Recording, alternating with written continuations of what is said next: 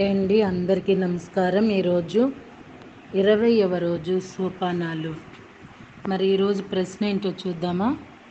మొదటిసారిగా స్పిరిట్ని చూసినప్పుడు భయపడిపోతానేమోనని దిగులుగా ఉంది నాకు అన్న ప్రశ్నకి సమాధానం ఇస్తున్నారు.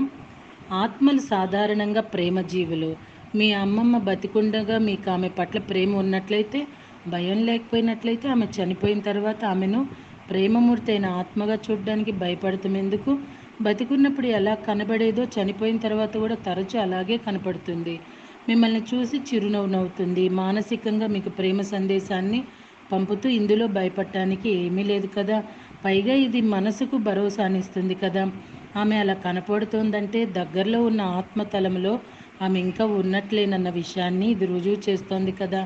ఈ యాదృచ్ఛికాలు తరచూ మీరు అసలు ఊహించినప్పుడు, మీరు హాయిగా రిలాక్స్ అయి ఉన్నప్పుడు అప్పటికప్పుడు జరుగుతుంటాయి.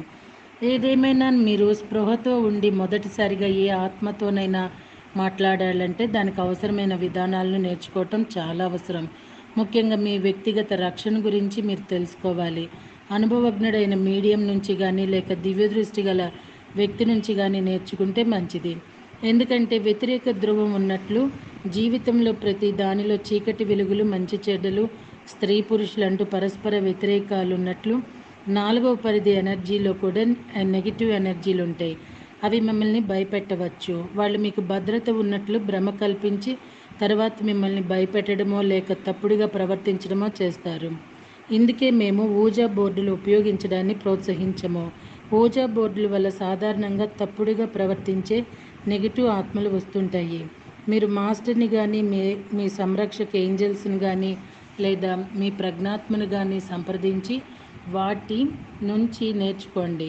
అది క్షేమం. మీకు ఎప్పుడైనా భయం వేసినా, అభద్రత అనిపించిన ఆర్కేంజల్ మైకెల్ లాంటి వాళ్ళని పిలవండి. మైకెల్ నీలి కాంతి, ఆధ్యాత్మిక ఖడ్గం ఎలాంటి నెగిటివ్ జీవులనైనా తరిమివేస్తాయి.